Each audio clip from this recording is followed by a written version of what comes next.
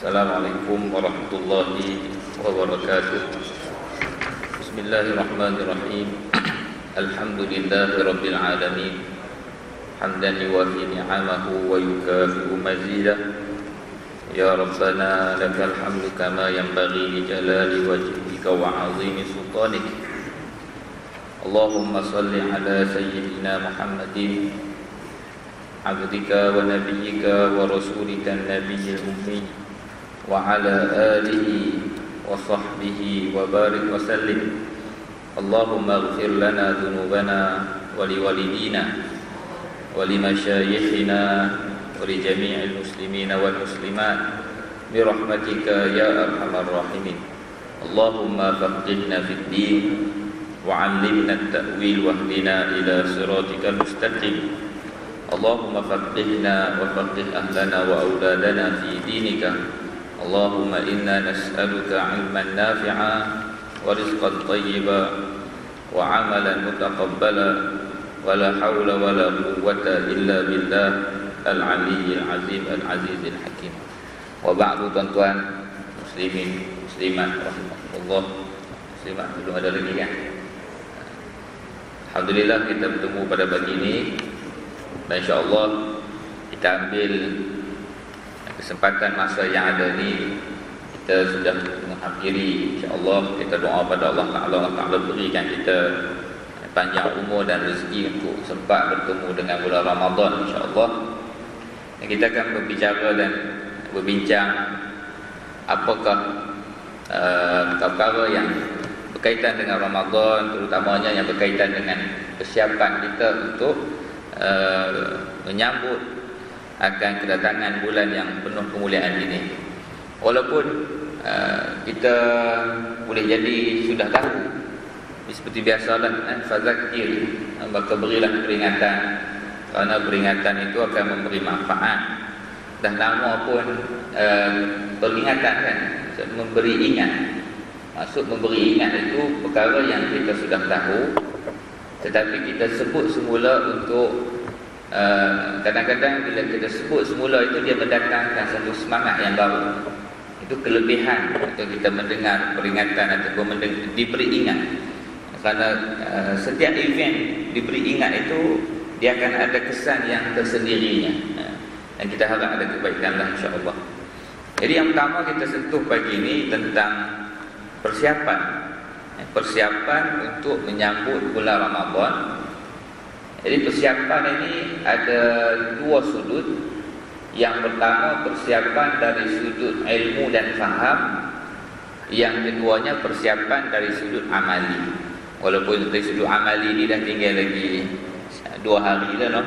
Kita ada esok hari lah, Sabtu, Ahad dan Isnin, insya-Allah. Jadi kita mulakan dengan persiapan yang pertama, itulah persiapan ilmu dan faham. Persiapan ilmu dan faham ini kita perlulah tahu akan kelebihan bulan Ramadan dan tidak samanya bulan Ramadan ini dengan yang lain-lainnya daripada bulan. Bila kita dah faham akan kelebihan dan juga kemuliaan ataupun keistimewaan bulan Ramadan, tentulah kita akan bertindak bersesuaian dengan kefahaman kita. Kiasannya seperti kita tidak kenal seseorang, boleh jadi kita akan berinteraksi dengan dia macam orang biasa. Itu kita tak kenal. Tapi kalaulah sebelum dia datang tu kita dah tahu dah, ini yang akan datang ini yang berhormat sekian-sekian, jawatan sekian-sekian, kelulusan sekian-sekian dan berpangkat sekian-sekian. Tak sama dah tuan-tuan kita punya tindakan kita dengan orang tadi. Sebab perbezaannya apa? Perbezaan pengetahuan kita terhadap individu tadi. Perbezaan pengetahuan itulah yang akan membentuk dan beri kesan pada tindak balas. Sebab itulah Rasulullah SAW pada setiap kali kedatangan bulan Ramadan, Rasulullah SAW akan mengucapkan tahniah dan menyebut dan mengalu-alukan, menyebut kepada sahabat-sahabat akan kedatangan bulan Ramadan ini. Rasulullah sebut telah datang, ini akan datang kepada kamu bulan Ramadan. Maka Rasulullah sebutkan kemuliaan ini. Antaranya kemuliaan bulan Ramadan ini dibukakan akan pintu rahmat dan pintu keampunan daripada Allah Subhanahu wa taala. Inilah yang selalu kita dengar setiap kali hampir kedatangan Ramadan, hadis yang diriwayatkan oleh Al-Imam Ahmad rahimahullahu taala, dan hadis yang dikeluarkan dan diriwayatkan oleh Imam Muslim rahimahullah. Qala Rasulullah SAW, "Iza jaa Ramadan," apabila datang bulan Ramadan, "Futihat abwabul jannah," dibukakan pintu-pintu syurga, "wa ghulliqat abwabun nar," dan ditutuplah pintu-pintu neraka, "wa suffidatish syayatin," dan akan diikatkan syaitan. Akan diikatkan syaitan. Hadis riwayat Imam Muslim. Dan seperti biasa kita maklumlah, terdapat dua pandangan ulama tentang maksud diikat syaitan ini.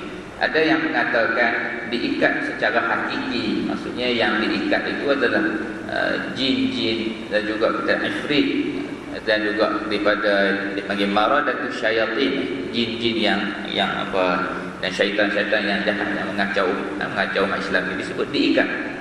Ada sebahagian yang lain pula, sebahagian ulama mengatakan maksud diikat itu dengan maksud kiasan, bukanlah diikat dengan ikat yang sebenar, tetapi diikat dari sudut rahmat Allah Ta'ala yang melimpah-limpah, dan juga gandaan, galakan untuk beramal, gandaan pahala daripada syarak yang menyebabkan orang ramai umat Islam ni akan berlumba-lumba untuk beramal soleh.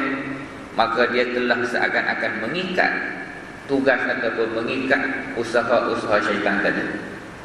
Jadi ini dua pandangan lah dalam persoalan yang dikatakan bulan Ramadan ini diikatkan jin ataupun diikatkan syaitan. Begitu juga disebut akan apakah makna dibukakan pintu neraka dan ditutup, dibukakan pintu syurga dan ditutup pintu neraka, juga ada dua pandangan. Satu berpandangan ulama kita yang mensyarahkan, maksudnya dibuka dengan buka yang hakiki dan ditutup api neraka dengan tutup yang hakiki. Yang kedua, seperti yang kita sebut diikat akan syaitan tadi, maksud ditutupnya pintu neraka itu dari sudut luasnya rahmat Allah pada bulan tersebut dan amnya keampunan Allah pada bulan tersebut, dan juga limpahan rahmat dan limpahan peluang-peluang ganjaran-ganjaran kepada umat Islam yang beramal walaupun dengan sedikit amal, tetapi diberikan ganjaran yang banyak. Maka seakan-akan pintu syurga itu terbuka luas dan pintu neraka itu tertutup. Itu yang pertama. Itulah yang pertama akan kelebihan bulan Ramadan, bulan yang penuh dengan rahmat dan penuh dengan kemuliaan dan keberkatan. Dan yang keduanya, kelebihan bulan Ramadan ini sebagaimana yang kita semua maklum, bulan yang penuh kemuliaan dari sudut inilah bulan yang Allah Ta'ala pilih untuk menurunkan Al-Quranul Karim. Inilah bulan yang dipilih oleh Allah untuk menurunkan Al-Quran dan diturunkan pada malam Lailatul Qadar. Jadi disebut, di sebahagian ilmuwan disebut, dikata Allah Ta'ala menurunkan kalamnya, menurunkan wahyunya, dan semulia-mulia kita diturunkan kepada semulia-mulia hamba-Nya, iaitulah Nabi SAW, dan diturunkan kepada sebaik-baik umat, itulah umat Nabi SAW, dan diturunkan di sebaik-baik tempat, di Makkah, dan dipilih sebaik-baik masa untuk diturunkan, iaitulah pada bulan Ramadan, dan dipilih untuk diturunkan dari bulan Ramadan itu pula pada malam yang terbaik, iaitulah malam ataupun kata pada Lailatul Qadar.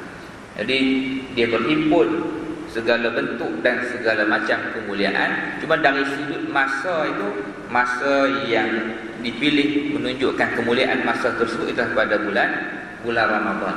Bulan Ramadan. Dan bulan Ramadan ini juga dari segi kelebihannya adalah pilihan Allah Ta'ala dari sudut masa, dari sudut masa.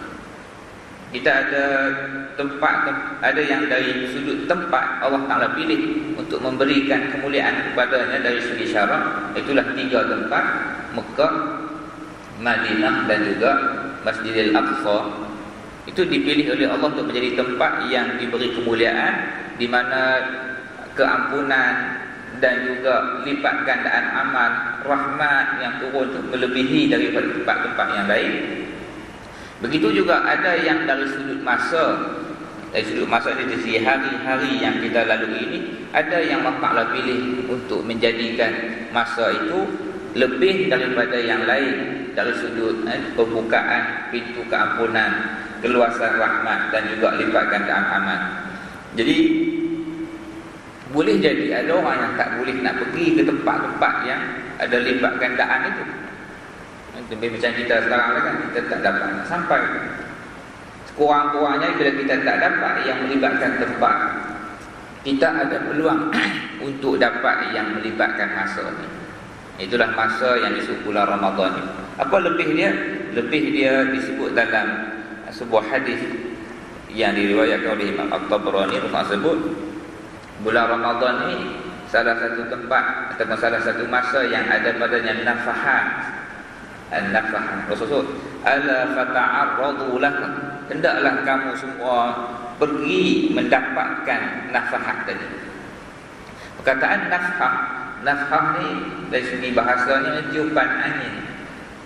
Tapi bukanlah maksud tiupan angin itu, tapi dia bermaksud bulan Ramadan ini adalah satu bulan yang mana Allah Ta'ala hantarkan, seakan-akan hantar angin. Angin itu kalau dari segi zahirnya dia adalah pembawa rezeki. Sebab angin ni dia akan tolak awan, dan daripada angin itulah datangnya rahmat Allah, ini hujan. Itu dari segi zahir, tuan-tuan, dari segi fizikal. Maka rahmat nafahat ini dari sudut yang maknawi, dari sudut yang melibatkan rohani ini, ialah dia seakan-akan kiasan kepada hembusan angin, dan ini bermaksud hembusan rahmat dan keampunan Allah. Di bulan Ramadan ini Rasulullah sifatkan sebagai bulan yang padanya seakan-akan limpahan rahmat Allah turun. Cuma Rasulullah sebut ala fata'arradu lakum, cara dia kamu kena pergi dapatkan.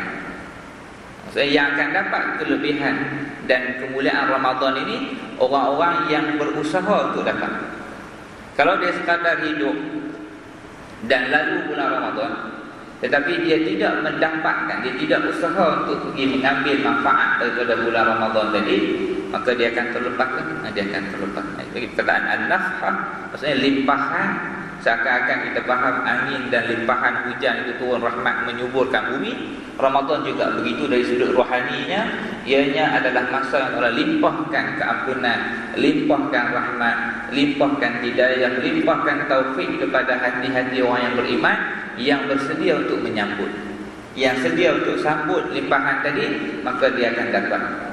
Rasul sebut di penghujung hadis yang saya nyatakan tadi, riwayat At-Tabrani itu, berkata apa? Boleh jadi, makna boleh jadi seseorang hamba itu mendapat nafhah tadi, mendapat limpahan rahmat tadi, la yashqa ba'daha abada, dia tidak akan celaka lagi sampai bila-bila.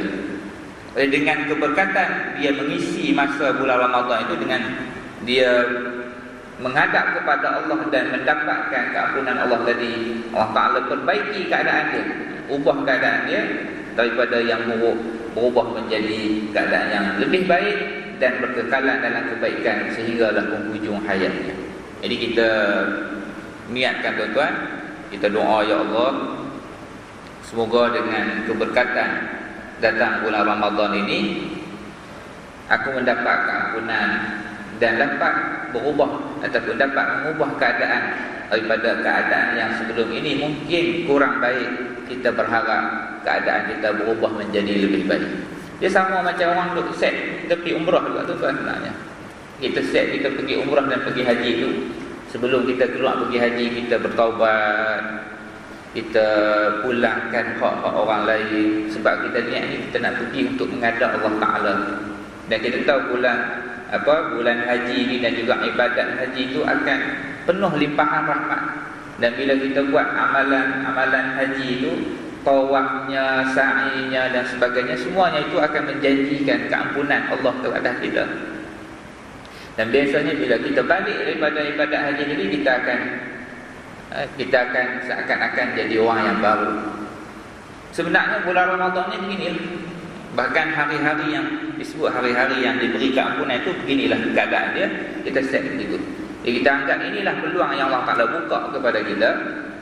Allah Ta'ala beri ruang untuk kita dapat meletakkan diri kita pada tempat yang boleh membawa kepada keampunan Allah Subhanahu wa taala. Jadi itu yang dari sudut persiapan, dari sudut kefahaman tuan. Yang ni saya rasa semua orang faham dan semua orang tahu, cuma kita nak hadirkan ataupun kita nak hidupkan perasaan, kita nak faham sungguh-sungguh Ramadan ni bulan yang peluang untuk kita dapat keampunan. Bulan yang peluang untuk kita dapat menghapuskan dosa-dosa kita, maka kita akan bersedia sungguh-sungguh untuk mengambil peluang ini. Yang keduanya, dari sudut persiapan yang melibatkan amal ni, walaupun kita sebut tadi 3 hari lagi ni Ustaz nak bersiap macam mana, cuma kita sebutlah kadar sebut tu, mungkin insya-Allah dalam 2-3 hari ni kita dapat buat. Dan saya yakinlah yang hadapan saya ni semua kita dah buat perkara itu. Cumanya disebut, saya petik ini saya ambil daripada bekas mufti Mesir, hafizahullah.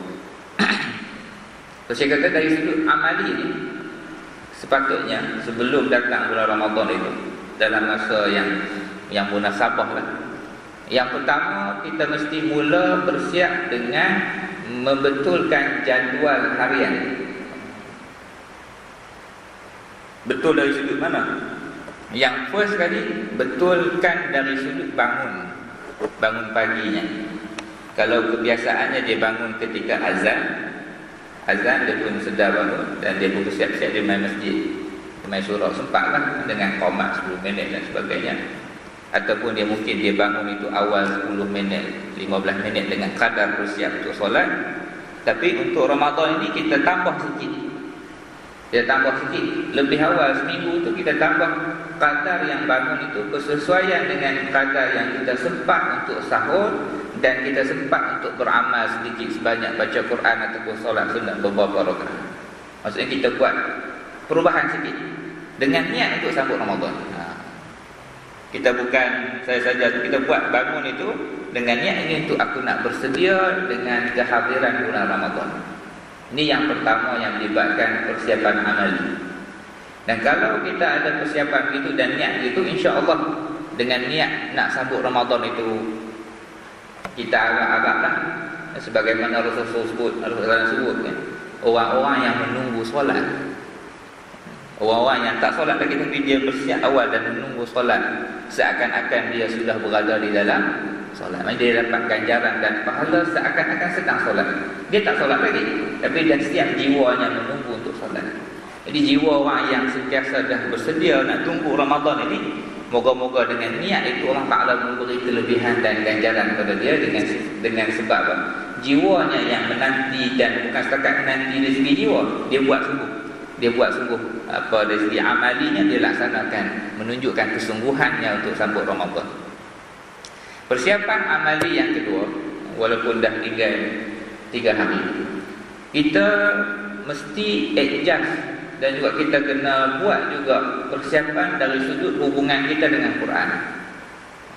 Jadi maksudnya kita dah sedia siap-siap satu ruang masa seminggu sebelum Ramadan 2-3 hari yang kita khususkan masa kita dari sudut hubungan dengan Quran.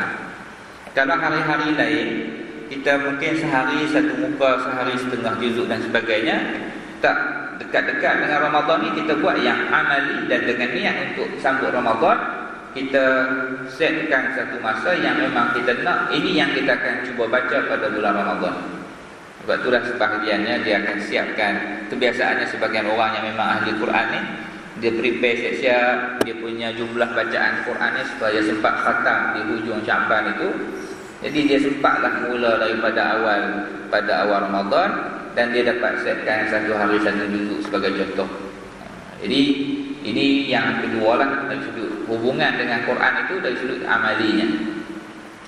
Dan yang ketiga pun nak sebut, tapi itulah kita tinggal 3 hari je Ustaz, tak apalah. Yang ketiga Tuan Syekh sebut dari sudut amal juga, selepas daripada solat fardu Isyak, selepas daripada solat fardu Isyak itu, kebiasaannya kita solat ba'diyah 2 rakaat.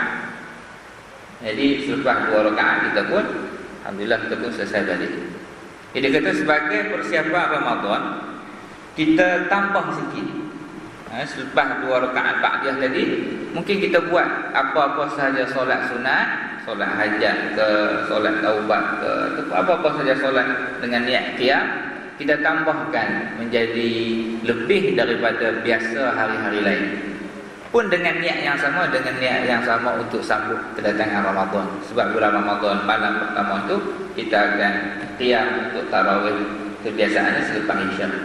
Dan jumlahnya terpulang kepada kemampuan dan terpulang kepada apa yang setidak-tidaknya kita dah prepare badan kita tu selepas Isya. Kita standby, tak terus tidur dan tak terus rehat, tapi kita isi dengan solat ataupun isi dengan amal-amal yang kita ambil awal masa malam itu sebelum daripada hadir Ramadan lagi. Dan sekiranya ada 3 persiapan ini sahaja pun, kira setidak-tidaknya ada unsur pergerakan ataupun sudut amal yang kita buat dengan niat untuk menyambut Ramadan. Dan saya sebutlah 2-3 benda lagi. Yang keempat disebut bersedia dengan puasa. Yang itu ialah kita dah dekat dah. Bagi orang yang memang ada amal puasa bulan Syakban dan juga dia tidak berlaku sebarang situasi yang perbincangan fiqh yang makruh berpuasa pada bulan Syakban ini.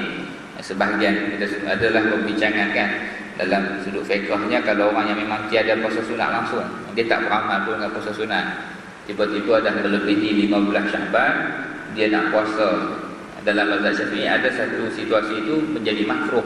Ini khusus untuk orang-orang yang memang dia tak puasa langsung lah. Tetapi orang yang memang berpuasa daripada awal, maka dia dianjurkan untuk berpuasa sehingga 30. Adapun orang-orang yang sentiasa berpuasa sunat Isnin dan Khamis juga tidak ada masalah. Orang-orang yang ada puasa sunat yang dia memang sudah melazimi pun tiada masalah untuk 15 yang terakhir pada bulan Syakban. Jadi orang-orang yang tidak ada isu untuk ambil puasa sunat ni juga digalakkan untuk mereka berpuasa sebagai persediaan untuk menyambut Ramadan. Cuma kita fokus kepada 3 tadi lah. Persiapan amali tadi dari sudut bangun paginya, yang keduanya dari sudut kita setkan satu masa yang khusus ataupun satu target yang khusus harian kita untuk bacaan Al-Quran, dan yang ketiga kita setkan dari sudut persediaan badan kita ni untuk selepas solat fardu Isya kita latih siap boleh beri sedikit masa untuk kita boleh solat ataupun boleh isi dengan ibadat selepas daripada solat fardu Isya tadi. Dan yang paling penting tuan-tuan untuk kita ingatkan diri kita yang berkaitan dengan bulan puasa ini, sememangnya lah sepatutnya kita peringatkan tentang hukum hakam fiqh yang asas lah. Hukum hakam fiqh yang asas yang melibatkan hukum-hukum puasa. Cuma yang itu kita anggap boleh kata kebanyakan orang dah tahu. Yang mungkin kita pun dah tahu. Dan kalau kata biasanya pun dia akan perlu masa yang panjang lah. Cuma kita nak sebut tentang keluar sikit dari sudut hukum hakam fiqh itu, kita pergi kepada bahagian yang Imam Al-Ghazali sebut sebagai bahagian yang batin bagi puasa. Batin ni bukan maksud batin yang negatif tu lah. Maksudnya kita ada hukum hakam yang zahir. Zahir yang kita boleh nampak dengan tubuh badan ni. Kita rokok, kita sujud, kita tak makan, itu disebut bahagian yang hukum hakam yang zahir lah. Tetapi syariat juga datang dari sudut hukum hakam yang berkaitan dengan hati, yang berkaitan dengan persoalan dalaman. Jadi puasa juga begitu. Dan kebiasaannya yang melibatkan puasa inilah perkara yang kita kata dari sudut yang dalamannya itulah yang kadang-kadang orang kita dia terabai. Dia hanya fokus kepada perkara-perkara yang batal puasa dari sudut hukum hakam fiqh ini, tapi dia lupa bahawasanya ada sudut-sudut yang luar daripada perkara yang membatalkan, tetapi ianya boleh bagi kesan kepada kualiti pahala puasa kita. Iaitulah yang melibatkan anggota yang 7 ini. Kita ada mata, kita ada telinga, kita ada mulut, kita ada tangan dan kaki, kita ada perut dan juga kemaluan. Ada perkara yang melibatkan ini juga perlu kita ambil berat, tuan-tuan, sebab perkataan puasa ni asalnya dia perkataan al-imsak, tahan diri. Al-imsak adalah tahan diri.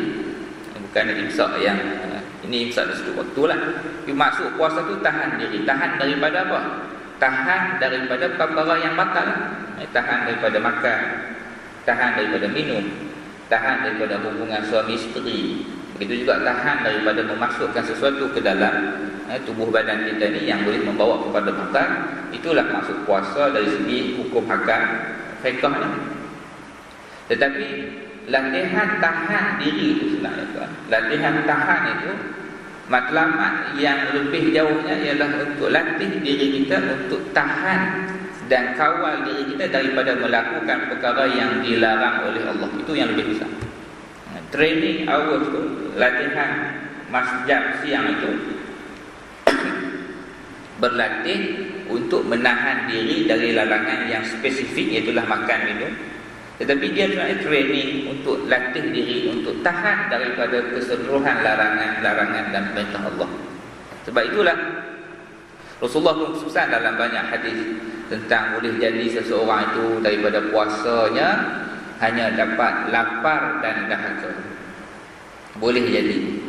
Kam min sha'im, itu kata berapa ramai yang daripada puasanya hanya mendapat lapar dan dahaga. Semuanya berkait dengan 7 anggota ni lah. Yang mana matanya tidak meninggalkan melihat yang haram pada ketika dia berpuasa. Mulutnya tidak meninggalkan perkara ucapan-ucapan yang haram, daripada mengumpat, daripada mencaci maki, daripada mengucapkan ucapan-ucapan lucah. Walaupun ketika sedang puasa, ini juga antara orang-orang yang akan mendapat daripada puasanya sekadar lapar dan dahaga. Kenapa? Kerana ketika puasa itu dia masih lagi melakukan perkara yang diharamkan oleh Allah. Puasa tak batal, sah. Yang ni di akhirat insya-Allah dia tidak akan dituntut kerana tak puasa. Dia terlepas daripada azab akibat tidak puasa itu sebab dia puasa. Cumanya dia dapat dari segi fadilah dan kelebihan ganjaran dan pahala itu akan terkesan dari sudut kualiti jumlah pahalanya. Begitu juga telinganya tidak ditahan daripada mendengar perkara yang haram. Ini umpatan-umpatan terhadap orang lain, dia juga join sekali masuk dengan umpan. Begitu juga yang melibatkan tangan dan kakinya, dia masih menzalimi orang, dia masih mengambil hak orang lain, dia masih sekat hak orang lain ketika sedang berpuasa. Ianya juga akan mengurangkan dan akan merosakkan pahala puasa. Sebab itulah Rasulullah SAW sebut panduan kepada hamba-hamba yang berpuasa ni, kepada kita hamba-hamba Allah yang berpuasa, kata apa? As-sawmu junnatun. Puasa ini adalah benteng. Ini benteng daripada maksiat, benteng daripada syahwat, dan benteng daripada neraka. Fa idza kana ahadukum sha'iman, sekiranya salah seorang daripada kamu itu berpuasa, fala yarfus, maka janganlah keluarkan ucapan-ucapan yang kotor. Ini ucapan-ucapan yang jelek. Ini ucapan-ucapan yang kita kata lucah lah. Jangan cakap benda-benda yang tak elok. Fala yarfus wala yajhal, dan janganlah juga kamu berbuat perbuatan-perbuatan orang yang jahil. Maksud perbuatan orang yang jahil ni bergaduh, berbalah. Salah satu maksud utama perbuatan orang jahil dia bergaduh. Rasulullah kata jangan bergaduh, jangan berbalah. Fa idza kana idza qatalahu, sekiranya ada orang yang datang nak bergaduh, nak berbunuh-bunuhan, ini bergaduhlah, nak berbalah dengan dia, au syatamahu, ataupun orang datang nak caci makinya, falyaqul inni shaim, maka sebutlah aku puasa. Dan Rasul sebut perkataan inni shaim itu Rasulullah ulang 2 kali. Jadi para ulama kita bincang tentang maksud macam mana orang mai balah dengan kita sebut kata aku puasa. Tak jadi macam kita ni riak kan? Tak tuan-tuan. Sebab kalau orang tengah solat, kehormatan orang sedang solat ni lalu pun tak boleh depan. Kalau nak lalu dia kena ada penghalang ataupun dia kena jarak yang lebih daripada 1 meter. Kemudian kita tak boleh bising sebelah dia. Baca Quran pun tak boleh kalau ganggu orang sedang solat. Itu nak tunjuk apa tuan? Nak tunjuk kehormatan dan kemuliaan kedudukan orang yang sedang melaksanakan ibadat pada Allah. Kita tak boleh ganggu.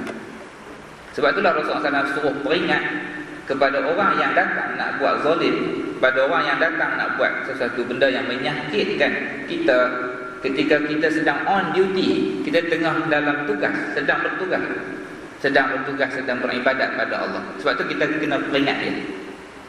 Jadi Rasulullah suruh kita sebut kepada orang yang mencari pasal itu, suruh sebut aku sedang berpuasa. Cumanya disebut dua kali. Antara yang sebut ni Al-Imam An-Nawawi rahimahullah. Yang pertama dia sebut pada diri dia dulu. Sebab tu ulang sebut dua kali. Sebab nak kena peringat diri kita dululah. Kita ni puasa. Inni sha'im, sesungguhnya aku sedang puasa. Kemudian kita sebut dengan suara yang kuat, maksudnya dengan suara yang kuat, minta maaf, saya puasa. Untuk peringatkan dia bahawa walaupun aku ni bukanlah orang yang bagus, walaupun aku ni bukanlah orang yang soleh, ataupun bukanlah orang yang tinggi kedudukan itu, cuma aku sedang beribadat pada Allah, maka janganlah kamu buat sesuatu perkara yang akan mendatangkan kemurkaan Allah. Sebab orang-orang yang sebagaimana Allah Ta'ala muliakan orang yang sedang solat, begitu juga lah orang-orang yang sedang berpuasa, ianya sedang berada dalam satu situasi yang mulia, situasi sedang melakukan ketaatan pada Allah. Jadi janganlah bercakap perkara yang jelek, janganlah ucap ucapan yang jahat, janganlah bergaduh dan mencari pasal, janganlah mencaci maki, kerana itu semua akan merosakkan pahala puasa dan mengurangkan pahala puasa. Cuma satu lagi yang berkaitan dengan perkara yang mengurangkan tetapi dia tak kurangkan pahala, tuan-tuan. Yang ni Imam Ghazali menyebut ianya mengurangkan manfaat puasa dari sudut mendidik dan mengekang syahwat. Apa tuan-tuan? Imam Ghazali sebut kita mengumpulkan makan yang kita tinggal pada waktu siang itu, kita bawa dan kita himpun sekaligus pada waktu malamnya. Itu Imam Ghazali sebut. Kalau ikut ayat Imam Ghazali ni, pedih sikit lah. Kalau pedih, kita kata dia ayat tu, kita tutup dengan yang tu lah. Imam Ghazali sebut, janganlah kamu menghimpunkan makan yang kau tinggalkan pada waktu pagi dan siangmu itu, dibawa sekaligus untuk dimakan pada ketika berbuka. Kerana itu bukanlah berpuasa. Bukan maksud tak puasa, itu bukanlah berpuasa. Itu kamu cuma mengalihkan. Itu kamu cuma mengalihkan makan siangmu ke waktu malammu. Maka ianya tidak akan memberi manfaat yang sempurna. Bukan dari sudut pahala, insya-Allah dapat tuan-tuan pahala puasa. Kita tinggal kita lapar dan dahaga. Cuma kesan manfaat puasa dari sudut nak melatih syahwat tadi. Dan macam mana dia nak? Sedangkan tujuan puasa itu untuk taklil, mengurangkan makan. Tujuan salah satu latihan puasa itu mengurangkan makan. Jadi bukan sekadar tinggal makan waktu saya, tapi dia nak melatih untuk seseorang itu boleh mampu mengurangkan makan. Tapi bila dia bawa pergi ke malam, kita bukan dapat bawa pergi malam, tuan-tuan. Kita bukan alih. Masa malam maghrib tu kita tambah pula jadi triple. Biasa ayam satu jenis minum. Masa bulan puasa tu dia akan ada 3 jenis atas meja tu. Kuih kalau biasa-biasa satu kuih saja. Bulan puasa dia akan jadi 3 macam kuih. Ini yang inilah yang Imam Ghazali suruh kita ambil berat sikit supaya tidaklah puasa kita itu dia jadi macam dia panggil apa? Terbalik dia punya kesan kan. Tujuannya untuk kurangkan makan. Tengok-tengok bulan Ramadan lah bulan yang paling banyak kita beli makan. Kalau tuan-tuan buat catatan belanja tuan-tuan cuba tengok. Beli makanan bulan Ramadan dengan beli makanan sebelum Ramadan, mana yang lebih? Boleh jadi yang bulan Ramadan tu yang naik jadi double. Jadi itulah yang mungkin kita sebut dari sudut dosa-dosa tadi akan kurangkan pahala. Dari sudut makan itu juga Imam Ghazali sebut suruh kita ambil berat sikit supaya setidak-tidaknya lah bulan puasa tu betul-betul jumlah makan yang masuk dalam perut kita berjaya reducekan, kurangkan daripada hari-hari yang lain. Kerana kesannya cukup baik kepada melatih dan mendidik syahwat nafsu itu. Wallahu a'lam, tuan-tuan. Itu dari sudut perkara yang mengurangkan ganjaran puasa kita dan juga manfaat puasa. Cuma yang terakhir kita tutup lebih kurang 2 minit ni tentang apakah amalan-amalan yang ni semua kita pun selalu dengar. Cuma kita peringatlah amalan yang afdalnya janganlah tuan-tuan sekiranya ada kemampuan tu dengan tinggal memberi makan orang buka puasa. Orang-orang yang memberi makan orang buka puasa samalah seperti ganjaran dia juga berpuasa. Tuan-tuan beri makan 100 orang, maka tuan-tuan dapatlah pahala puasa 100 orang. Ataupun tuan-tuan sedekahkan dengan niat untuk sampaikan ganjaran itu kepada ibu dan ayah tuan-tuan.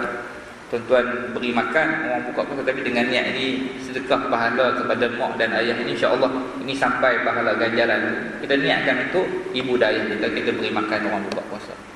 Yang keduanya al-infaq, sedekah secara umum. Sedekah secara umum juga adalah sangat-sangat dianjurkan pada bulan puasa. Kerana Rasulullah SAW sendiri, sahabat-sahabat gambarkan Rasulullah seorang yang pemurah. Tetapi bila datang saja Ramadan, lagi pemurah seperti lebih daripada angin yang bertiup. Ada sahabat-sahabat gambarkan itu. Kenapa angin itu? Sebab angin itu adalah lambang kepada rezeki yang membawa hujan. Ketika bulan puasa itu jauh lebih pemurah daripada angin yang datang membawa hujan. Yang ketiga ni tuan-tuan, yang ketiga yang kita sebut tadi itulah Al-Quran. Kita letakkan bulan puasa ni sebagai satu bulan yang kita beri masa yang lebih kepada Quran. Kalau kita tengok para ulama seperti Imam Syafi'i, datang saja bulan Ramadan, Imam Syafi'i akan stop kelas-kelasnya. Kelas-kelas pengajian yang anak buat ni, Imam Syafi'i stop. Imam Syafi'i buat apa? Fokus kepada membaca Al-Quran. Kita fokus kepada membaca Al-Quranul Karim.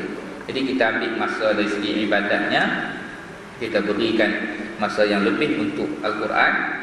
Dan setidak-tidaknya kita nak keluar daripada bulan Ramadan ini daripada dengan kita sudah ada satu ketetapan harian yang akan berkekalan dengan Al-Quran. Tak semestinya satu juzuk.